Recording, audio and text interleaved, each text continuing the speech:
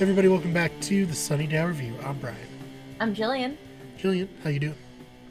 I'm doing okay. It's been a bit of a week, but Oh, has it? for anybody who's curious, we're actually recording on January 10th. So it's been a bit of a week here in the US. Mm-hmm. But yeah, excited to kind of get away from the political dumpster fire and talk about some season 2 of Angel. Yeah, I'm just hopeful that when these episodes come out, people aren't like, oh, January 6th, what a simple time. If only we could go back to then. Hoping everything is calmed down. We are not at a point yet where I am missing 2020. So No. Can we? I consider there to be like a couple week grace period where it's like, okay, the first couple of weeks of January, we can still consider that like 2020 remnants. Yeah, at least adjacent. Oh man, but now going from 2020 all the way back to 2000, we're talking about Angel season 2. We're back on it was a simpler bullshit. time. Yeah. But back talking about Angel. We're starting off with Judgment season 2, episode 1, originally aired September 26, 2000. Story by Josh Whedon, of course, and David Greenwalt. Teleplay by David Greenwalt. Directed by Michael Lang. All right, you ready? Let's start a whole new chapter. This almost sort of feels like the normal version of Angel that we'll have going forward, especially when compared to the first season that seemed not as Angel-esque, you know what I mean? Mm-hmm. So, without further ado, we open on a new demon, green, red horns, and a wonderful singing voice. He gives a monologue about Los Angeles and the type of city it is. Very cool. This character I like a lot. I can't wait to talk about him much more in the future. But from his monologue, we cut to Cordelia at an acting class, though we don't know it at first. She's breaking up with some guy, and then it's revealed that it is an acting class after she slaps him, and the guy's like, whoa, she slapped me. She's not supposed to do that. So we get the sense here that Cordelia is much better at acting now than she was before. Her teacher gives her lots of praise. The guy's very upset that she slapped him. He's like reading the script. He's like, it doesn't say anywhere that she's supposed to slap me. I think we can probably chalk this up to her experiences. One, working with Angel, becoming more human. And then, she got blasted by everybody's horrible thoughts and situations last season. That probably humanizes you a little bit, I would feel. Yeah, I think that because she's always been kind of Queen Bee Cordelia. Mm-hmm. So I think that, the events that happened at the end of season 1 of Angel, where she was kind of like hit with every person's pain to the point where she went kind of crazy. Yeah. Or she went crazy and then catatonic. Yeah. I think that it definitely helped her to see, like, okay, this is what other people experience. It kind of helped her to gain kind of a stronger sense of empathy, where she can now kind of harness some of that and utilize it to, like, in her acting ability, and be able to better empathize with the characters that she wants to play. Right. It's especially funny, too, because obviously her and Harmony were best friends. Mm-hmm. And then after graduation, they went very different routes in terms of humanity. Harmony died. Harmony died. Not great. And she lost her soul. So she has no humanity left at all. And then she hooked up with Spike. Yeah, that's true. That's true. So, she almost gets killed by Spike when she has the ring on. It's a tough life for Harmony out there. For people listening to this who have never seen Buffy, this makes no sense, but that's fine. Yeah. I feel like the people who are like only Angel fans and not, or even only Buffy fans, are probably not that big of a group, and then even less so people who actually just listen to the podcast. You know what I mean? Since we have both seasons or both series covered, I feel like most of the people who listen to us are probably fans. I don't know. Except for my friend Ken, who refuses to watch Buffy, but will know Harmony from later events. Yeah. No spoilers. So ridiculous, Ken. You gotta watch Buffy. I You know! like Spike, right? Like... That's the thing, is that he does like Spike, and I'm like, you gotta watch Angel because he's in Angel. Yeah. And, he likes Spike, won't watch Buffy, and I'm like, you gotta watch Buffy because there's so much more Spike. But he refuses to watch Buffy. Yes! Oh well, back to Angel. So Cordelia gets paged and she has to leave her acting class. We cut to Wesley dominating people at darts.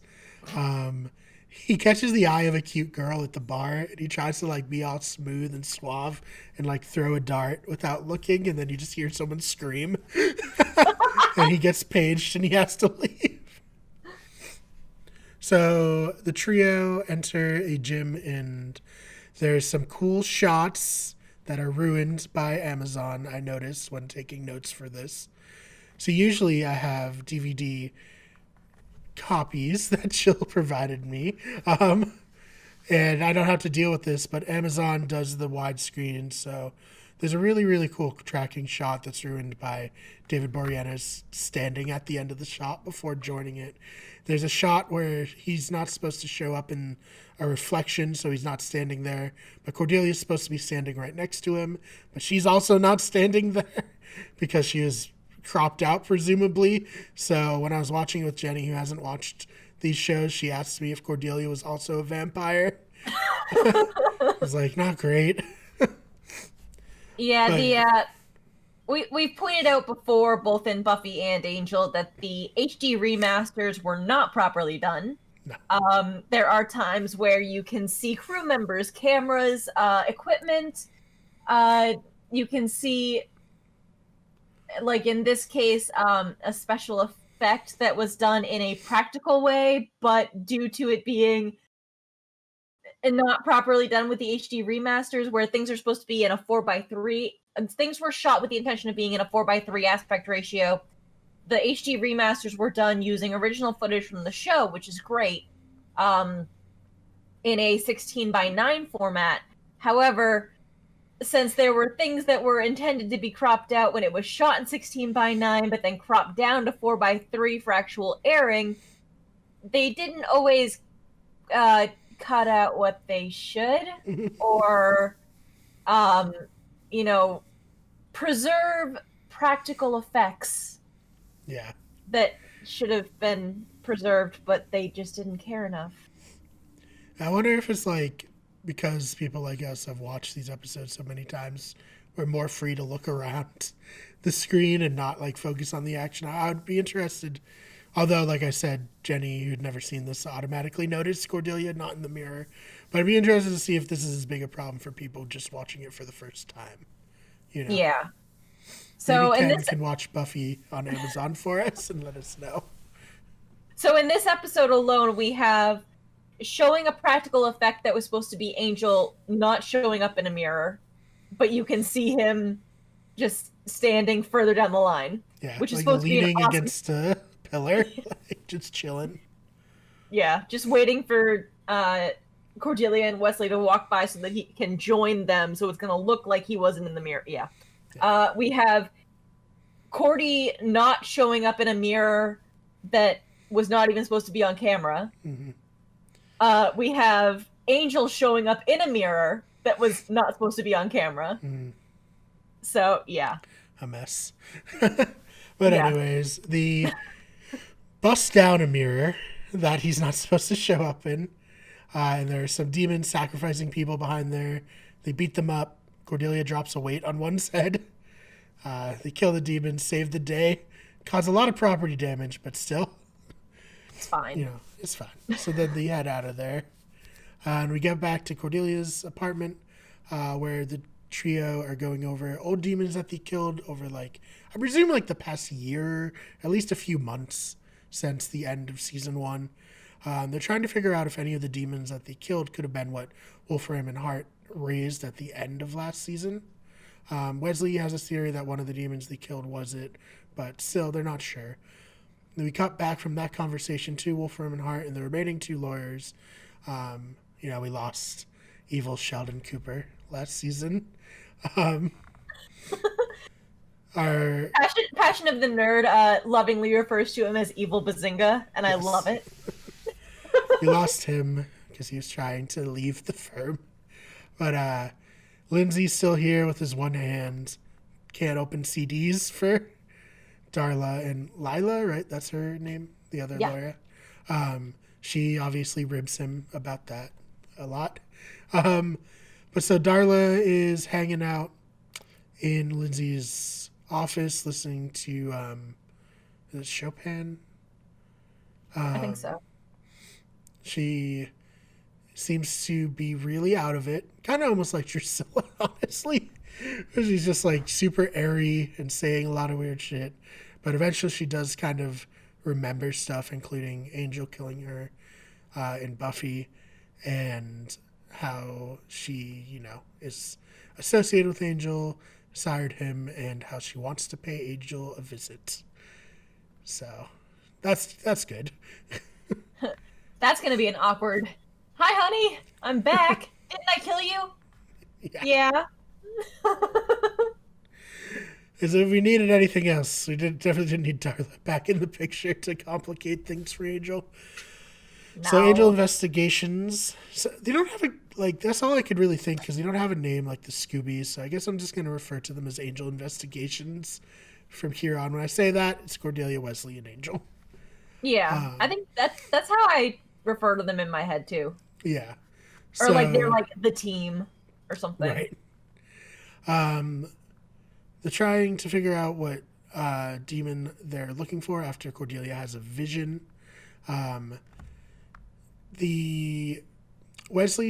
They're kind of flipping through these books, and Cordelia points out one. Wesley says, okay, this is a very dangerous demon. Most of the time they're killers. And then they're like, okay, well, that's great. How do we find this demon? And Wesley's like, I have a kind of unorthodox idea. And we cut back to the bar from the very first scene, where we cut back to one of the demons. He's definitely the same type of demon from last season in the fighting gladiator pit episode with the tongue. Yep. He's singing, I'm so excited. Yeah, the ring.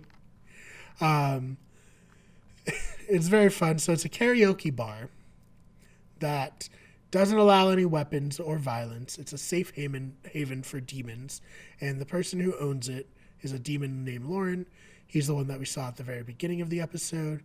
And he can read people when they sing, because he's connected to the mystic, as Wesley says, and kind of tell their future, their past, what's going to happen for them. So they figure if they go there, they're likely to run into a demon informant who hangs out there a lot because he doesn't want to get killed. And where's a better place to hang out than a karaoke bar that doesn't allow any weapons or anything? So they go to this bar. They get the info from the informant on where the other demon is likely to be. The bar owner, as we know, Lauren, tries to get Angel to sing by complimenting his jacket and all that. But Angel is very not into this idea. It's similar to his dancing in last season, where he doesn't dance, he doesn't sing. Angel just doesn't have fun. It's not that type of guy. Yeah. He shouldn't dance for a reason. Right. We saw his little daydream. There was a lot of little clapping going on, a lot of little whatever this motion is, I don't know. Yeah, it's a lot. I don't know if that's just a way that people danced in 2000, or if it was just purposely meant to be as horrific as it was. I think probably that. Yeah. Also, I don't think we actually, it's not a spoiler, but I don't think we actually learn Lauren's name until later in the season. I think he's just referred to as the host for a little while, which is kind of odd. I like it better once they give him a name. Me too. And because he is, no spoiler, he's a part of future stuff. It's hard to not refer to him. So It's okay. Angel We leaves. gave up on Glory, Yeah, like, episode 1 with her in it. right. So Angel leaves, and Lauren's like, "How great would I look in that coat?" Which I just think is a funny, like, little line. I just love him. He's such a fun character. He is.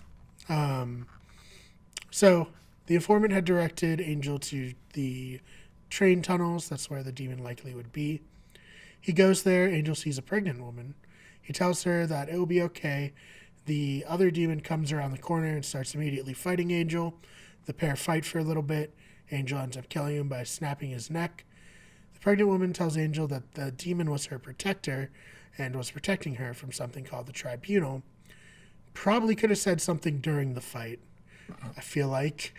Yeah. But, you know, it is what it is. Can't put the genie back in the bottle. No. Can't unbreak the demon's neck. So the pregnant lady basically is like, "Get away from me. Like, you're a monster." He killed that, and Angel's like very horrified at his mistake. So back at Cordelia's apartment, Angel tells Cordy and Wesley about the mistake and vows to take up the other demon's cause, as he was a champion just like Angel is. Angel goes back to the informant and starts like throwing him up against the fence and threatening him to get him to talk. The informant says that there's a price on the woman's child because she's going to grow up to be a powerful being and presumed to be like a good, powerful being. And evil witches don't want that, so they want her to die before she can be born. And basically, there's a big bounty out there on this lady. So Angel meets up with Gunn and asks if he knows where the demon would have his hideout. Gunn says he probably would have been in the like abandoned electrical tunnels. They go down there to check them out. Gunn says that they had previously gone down there to clear out a vampire nest, and they patrol it every once in a while, and it's pretty abandoned, which makes for a good hiding place. He notices a vent on the wall that wasn't there before. He kind of leans up against it and says that there's no air coming out. Both of them like open the vent. It turns out to be a giant door into the demon's hideaway, basically. They kind of look around for a little while. Inside there's a box. Angel, he doesn't open it. He like pushes different things on it, and a medallion comes out of it. Angel asks Gunn to take it back to Cordelia and Wesley to figure out what it is, while he kind of stays behind and kind of takes in the gravity of what he did by killing this demon. While he's waiting, the woman comes back. She's, of course, not happy to see him. Well, no. Yeah, understandably. Yeah. He also almost stabs her with a katana when she comes in, because he's worried it's one of the demons looking to collect the bounty.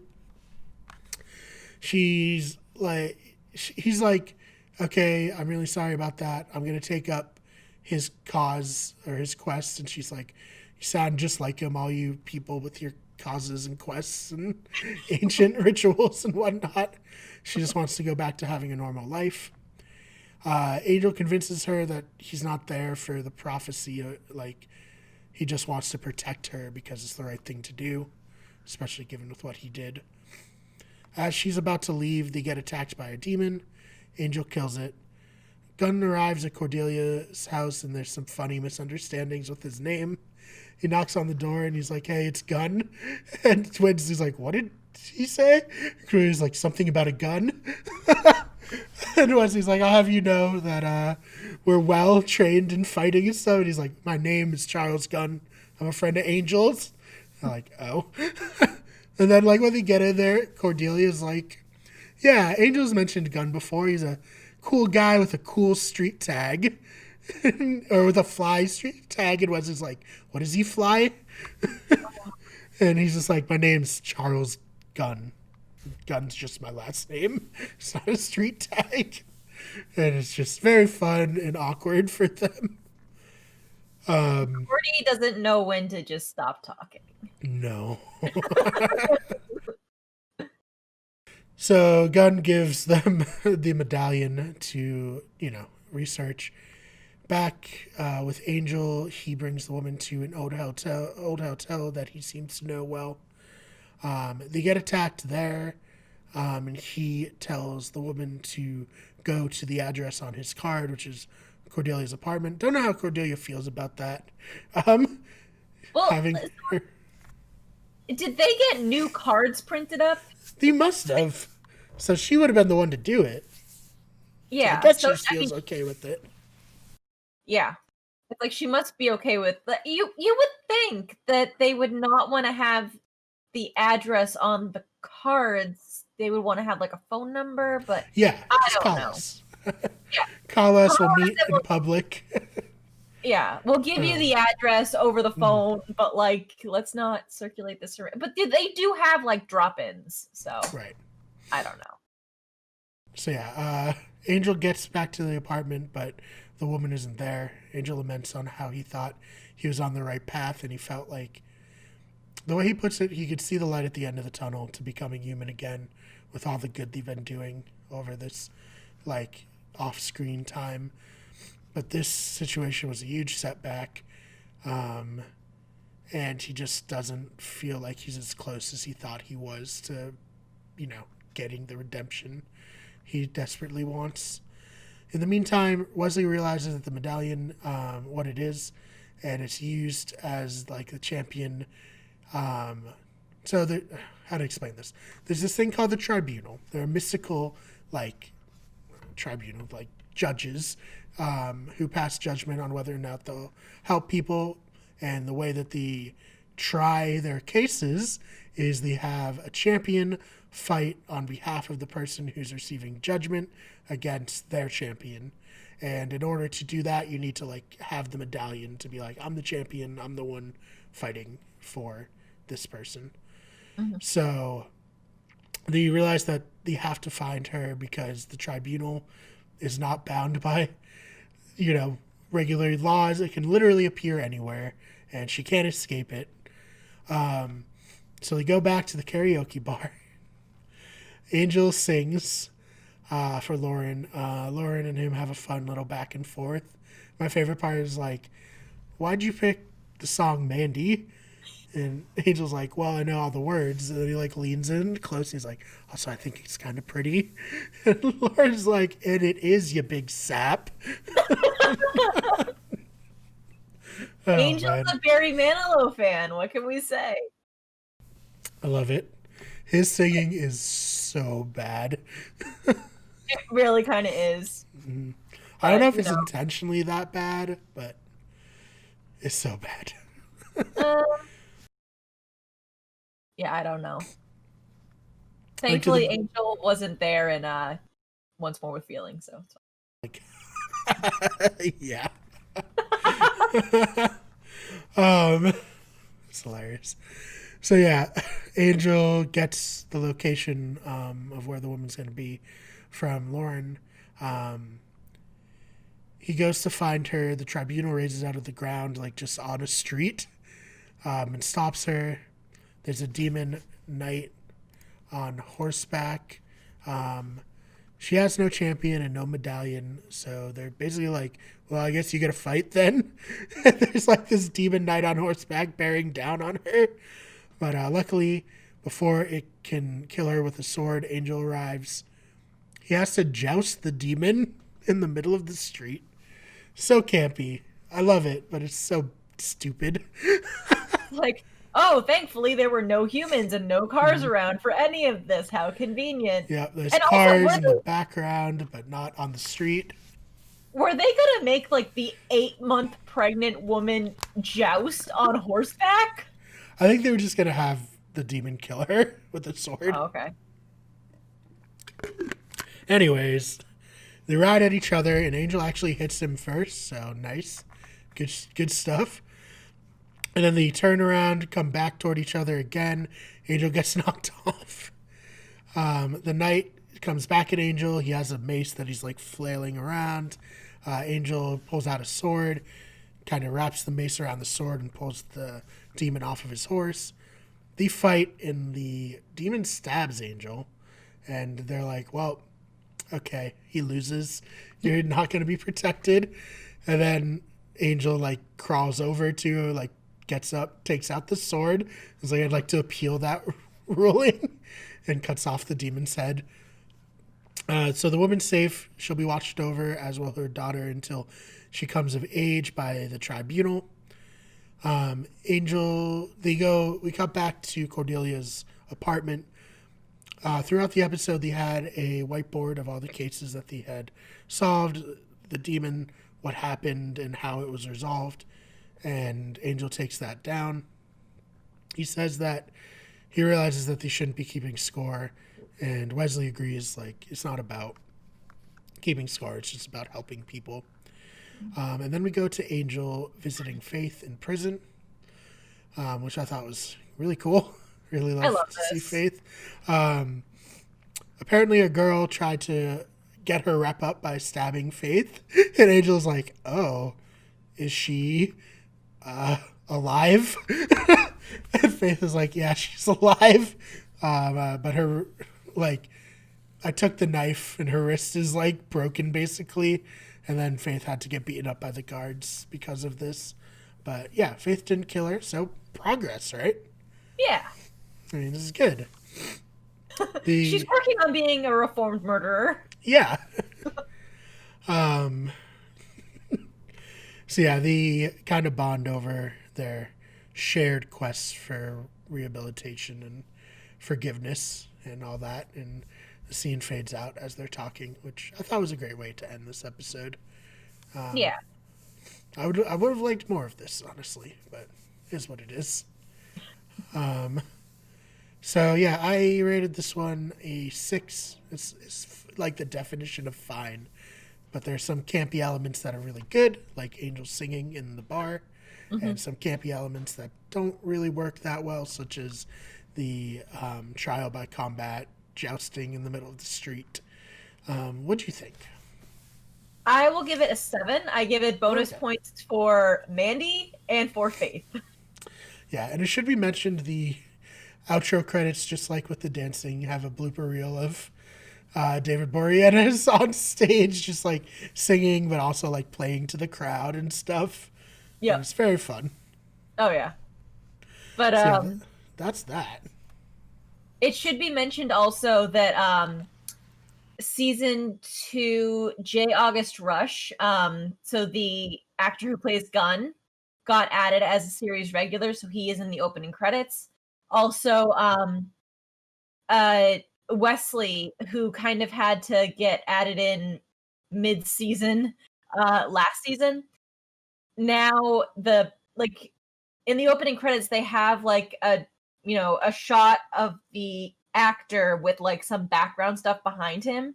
And originally in season 1, they, I guess, were able to put Wesley's like shots over Glenn Quinn. Yeah. The actor who played Doyle, but like all of like the background stuff was still Glenn Quinn, but like blurred out, so you couldn't exactly tell who it was. So they redid the opening credits for season 2, with adding J. August Rush in, and then also fixing Wesley's thing. Yeah. And how cool, like, is the opening credits? I just gotta say, like, every time I watch them, I'm like, God, these slap so hard. Like, this is so good. And sorry. Oh, no, go ahead. I was saying, both Buffy and Angel just have great opening credits. Yeah. And I think that, like, they both have this very action-packed kind of opening credits. It really, like, pumps you up for the show, but it is interesting to see how, like, they have that in common, but the approach to the opening credits is different for each show. Like, we've talked before about how, Angel has this very, like, film noir approach to it, kind of, like, hints to it in a cinematic way. So I think they kind of incorporate some of that into the opening credits. Oh, yeah. It's like the girl at the bar from the first episode, like Angel whipping kicking in his the like door. coat. Yeah.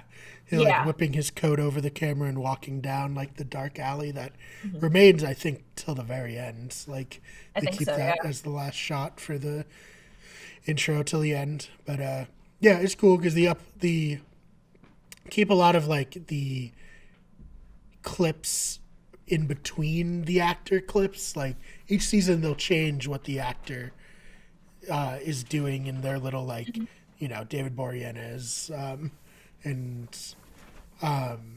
Charisma Carpenter, yeah, Charisma Alex Carpenter. Stenitoff. Like, yeah, they'll uh, they'll change those. They change it pretty consistently, actually. But yeah, it does a good job of like keeping like the through line while updating the necessary parts for it. And yeah, it's good attention to detail. I like it a lot. But yeah, so from that on to season 2, episode 2, Are You Now or Have You Ever Been? Originally aired October 3rd, 2000, written by Tim Minear and directed by David Semel. Semel? Samel? Semel? That sounds good. I have no idea. David Semel. So we open on Angel and Wesley looking at a picture of the Hyperion Hotel. There's the hotel that he brought the pregnant woman to in the last episode. They're discussing its history. Angel wants Cordelia and Wesley to investigate who owns it currently and why it's abandoned now. We fade from the picture of the hotel to the hotel in real life, though it's obviously in the past with like old cards. Everyone's dressed very old style in there. A hotel manager tells the bellhop to deliver a bill to a resident. The bellhop's hesitant as the guest creeps him out. He goes anyways and leaves the bill outside the door. It's revealed that the guest is Angel in the past with like a bowling shirt. So that cuts the intro. After the intro, we go back to present day. Angel's at the hotel looking around as the place is in disrepair. Angel then flashes back to the 50s, which is kind of a cool way. They like do a cool tracking shot as well as like overlay some of the audio from the 50s section. So speaking of audio, we get a clip of Joseph McCarthy asking members of Hollywood, are you now or have you ever been a member of the Communist Party? So that's where the episode gets the title from. We see the manager of the hotel turn down a black family as they're trying to rent a room, claiming there's no vacancy, even though the sign says there is vacancy. Angel sees two men sharing an intimate moment as he goes back to his room. When they see him, they pretend not to be doing that. But it's very clear they had just like hooked up and one of them is leaving the room. Angel goes into his room, pulls out a bottle of human blood and puts it on the table. Now he hasn't switched to pig's blood yet. He then goes out to get some ice. He sees a man either talking to someone around a corner or just talking to nobody. Hard to say for sure. Then a guy who's similarly dressed is knocking on a door down the hall. When Angel returns to his room, a young lady's in the room and she's pretending to be the maid. Angel calls her out and says she's the wrong color to be the maid. Yes, it's the 50s, very different time. Yeah. All things considered. She says that her boyfriend's looking for her and that her boyfriend can't find her. The man who is knocking on the other door tries to pick the lock to Angel's door, which is so weird, and Angel just opens the door. They talk, and the guy like tells Angel that he doesn't want to get involved in this. Angel agrees and tells him that's why you're going to leave. The guy flashes a gun at Angel. Angel pretends that he's going to let him in, and then as he takes a step in, he hits him in the face with the door. Grabs like his arm, twists it, and throws him into the elevator with the bellhop. When he goes back to his room, Judy wants to apologize for getting off on the wrong foot. She also says her name's Judy. But Angel just slams the door in her face. So we go back to current day. Wesley and Cordelia go over the bleak history of the hotel. It closed down after the manager did his morning calls by shooting everybody with a shotgun. So Not great. yeah. So yeah, Angel had spent time there as a guest. He shows up in a photo. I guess vampires can show up in photos in this universe. Always a question, you know? It doesn't make sense. I'm pretty sure cameras at that point in time used mirrors. Yep. It's not like a digital. Yeah, I feel like today they totally would show up in like a phone photo, but like Yeah. not with a DSLR, not with the cameras they were using back then. But I No, they would have digress. been SLR, not DS. Isn't? Right, yeah, it would have just been Yeah. SLR. So back in the 50s, Angel hears music in the room next door. The man who he saw talking to himself in the hallway is now revealed to talking to potentially a ghost who convinces him to shoot himself. Angel hears all this, but takes it pretty well. He doesn't really even flinch. He's just like, yeah, guy shot himself. Okay. Like, I'm sorry. Are we supposed to accept that this is just normal? I, I guess at the Hyperion Hotel.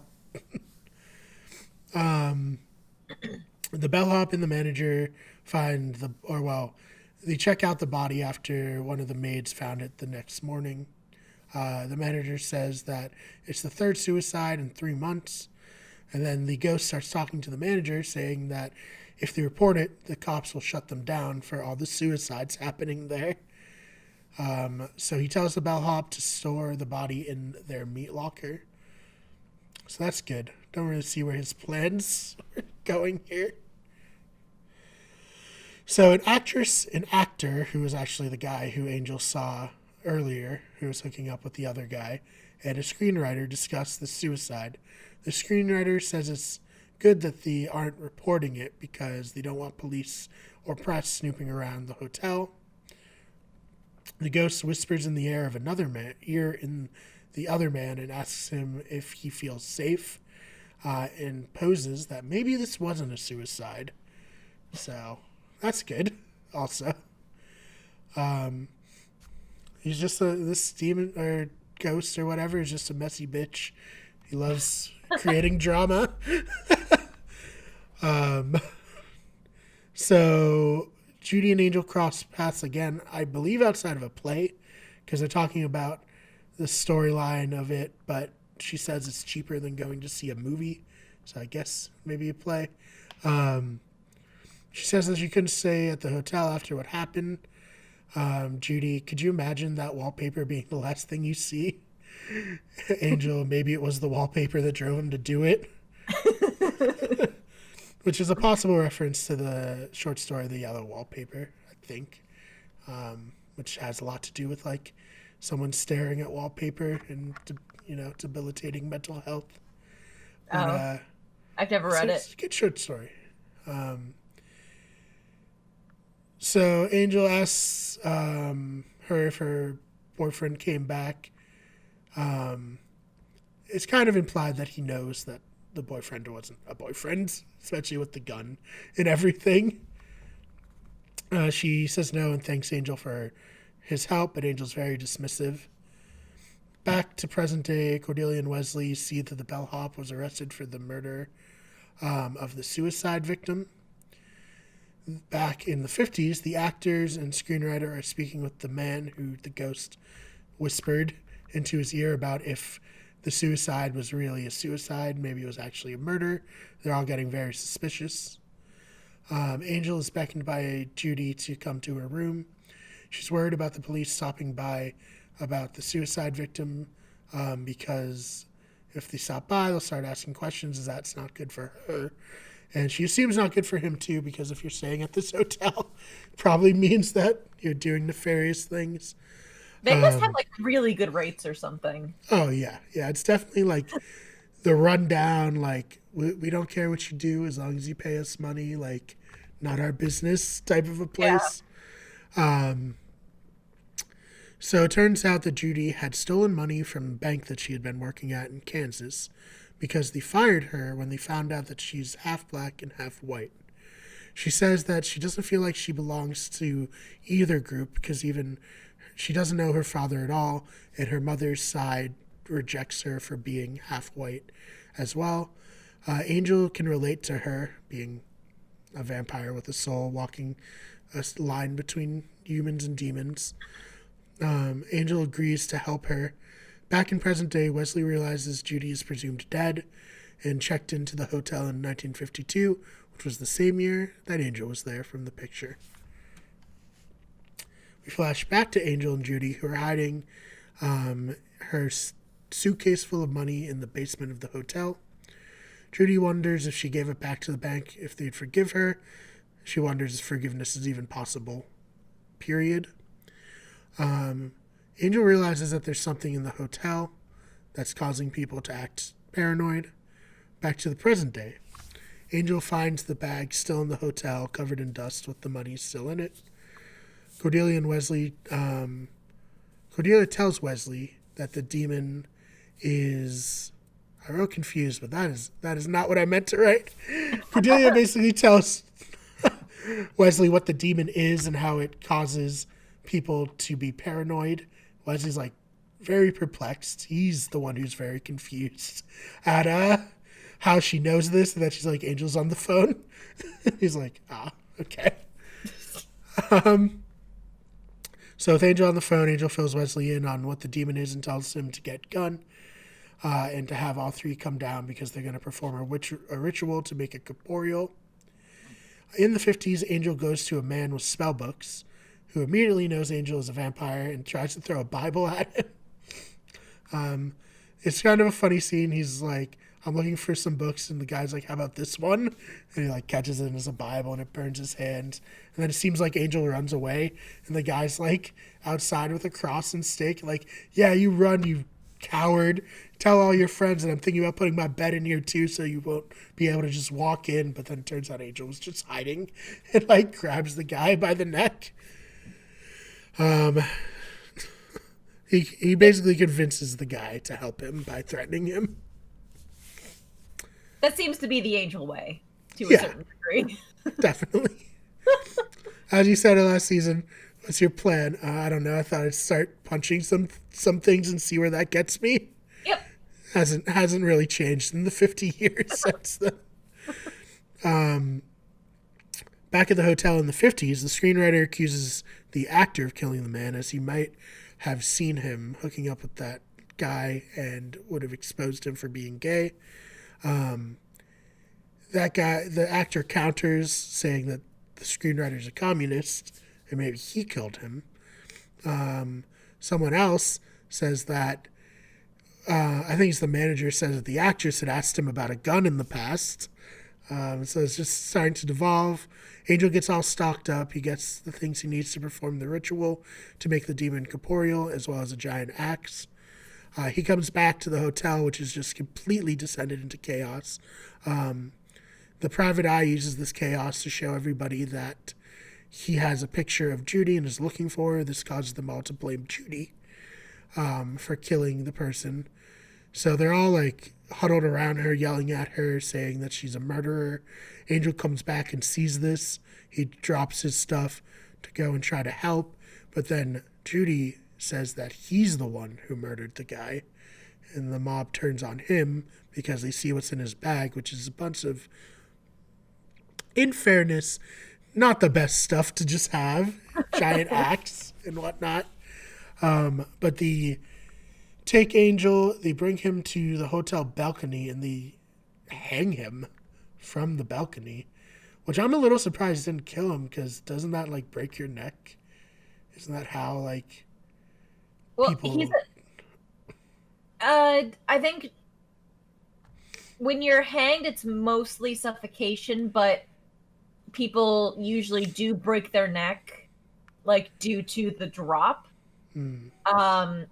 But I mean, if he tensed up the muscles in his neck and it didn't break his neck, he's a vampire. He doesn't need to breathe.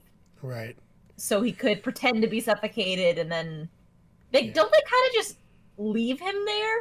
Like, so like once he dies, it seems like everyone realizes like, oh fuck, we just hanged somebody without any like real proof of this, and they all like bail.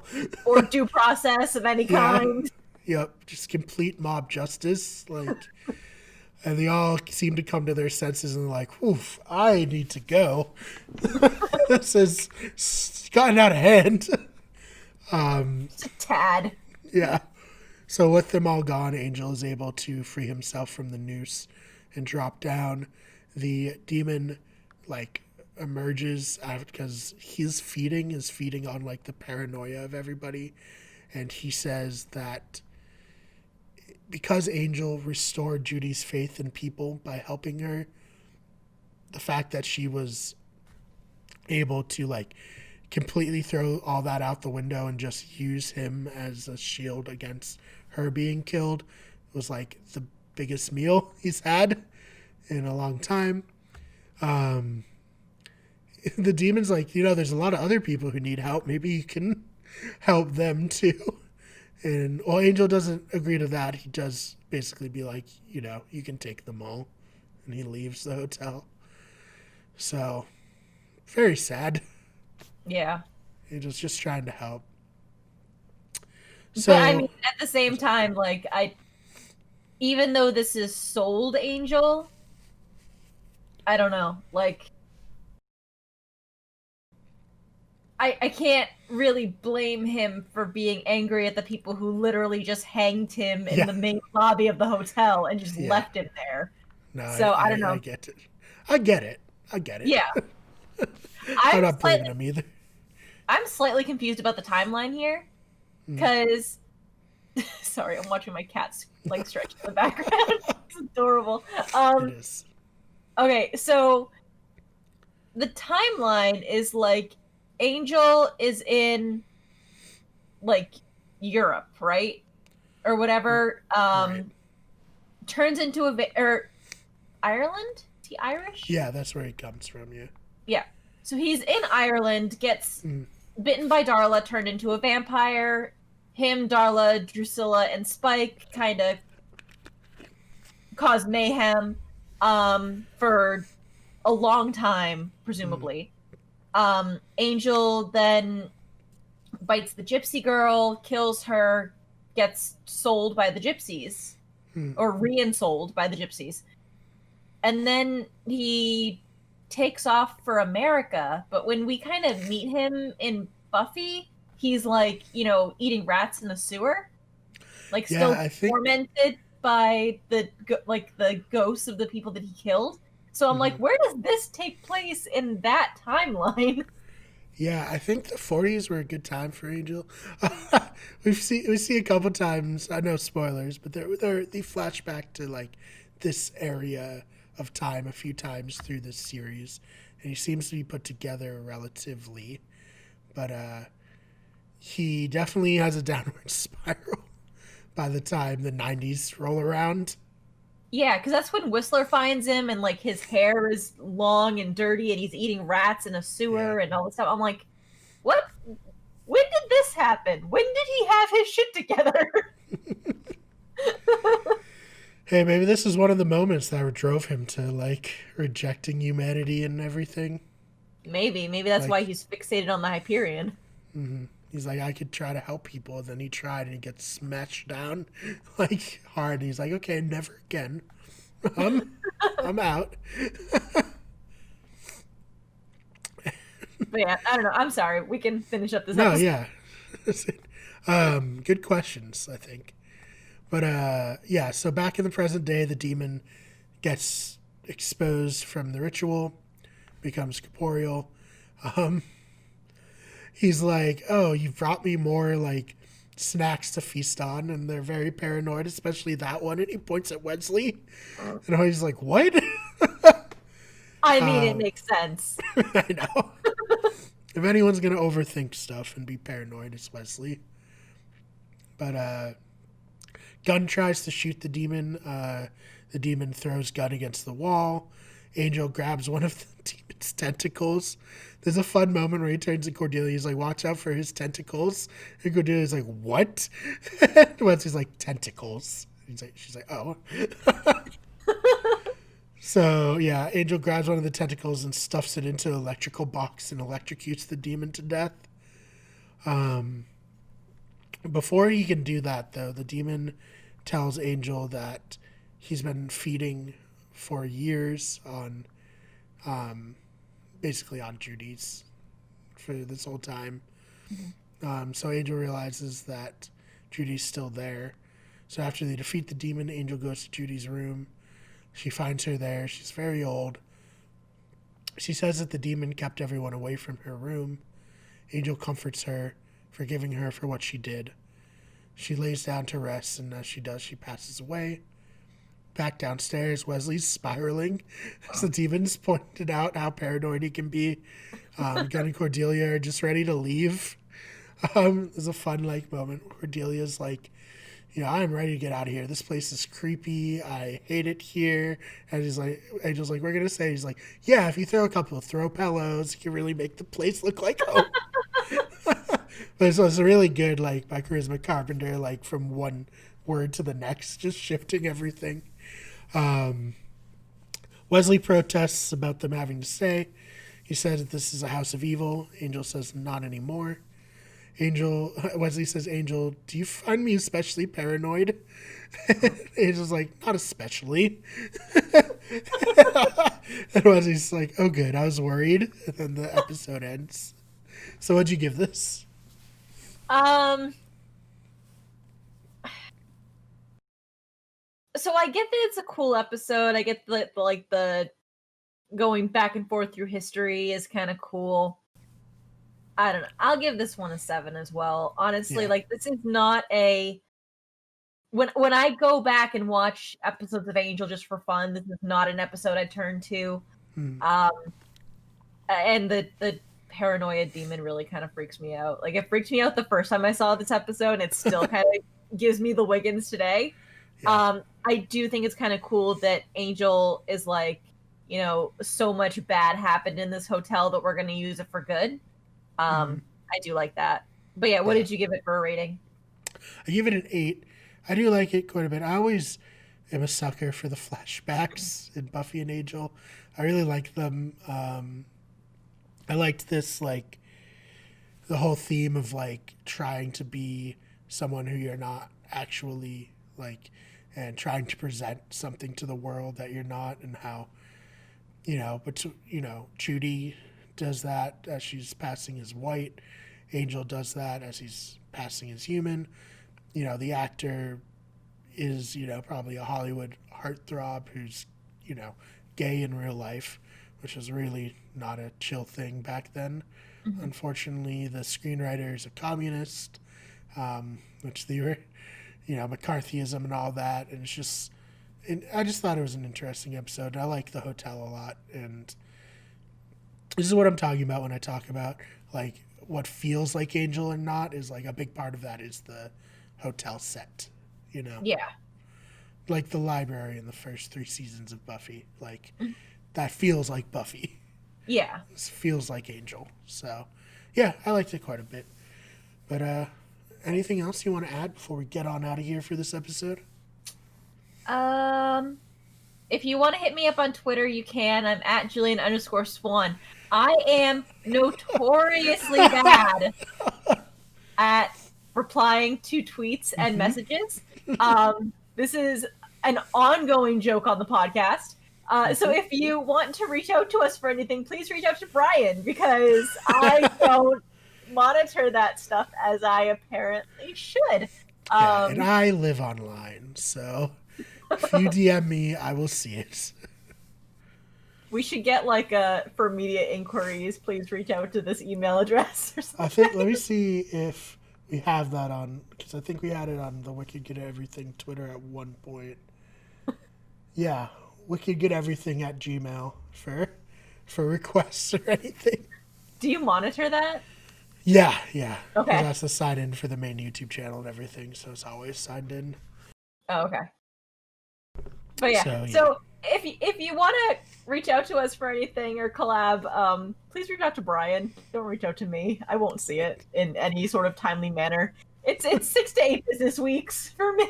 Right. And we would love to collab with people. So if anyone's interested on, having us on or potentially discussing coming on an episode of this show, let us know. We're very open to it. And like Jill said, let me know. Yeah. Oh man. Could you put the email address like somehow? Yeah, I'll put it Yeah. on the screen. And please do not take personal offense if you do reach out to me and I do not reply. I just am never on Twitter. Oh man. It's nothing personal. Jill responded to a meme I sent her like 7 weeks later one time. Like, oh man. But yeah. It's a personal weakness. I'm sorry. So you can follow. It's probably healthy to not be on Twitter as much as I am. So it's good. Especially this past week. Oh yeah. Oh yeah. But yeah, like Jill said, Jillian_Swan with 2 N's for her Twitter. Yep. Mine is at the fake BMAR. That's BMARR. You can follow the channel on Twitter at WG Everything, on Instagram at Wicked Everything, at Twitch on twitch.tv/Wicked Everything. Get some Among Us content, some Pokemon streams, all that happening over there. And of course, the main channel is youtube.com/Wicked Everything. This channel is a Wicked Good podcast. For now, the name might be changing soon. I don't want to spoil anything. But for now, you can find it here, and you can find us on iTunes. And we will remember to tell your friends and enemies about the Sunnydale Review. We'll see you in the next one. The Sunnydale Review is a Wicked Good Everything production. Fan art of Buffy was created by Fishbone Art. The logo was created by Tamar Kutab. The original intro and outro song was created by Alex Carl.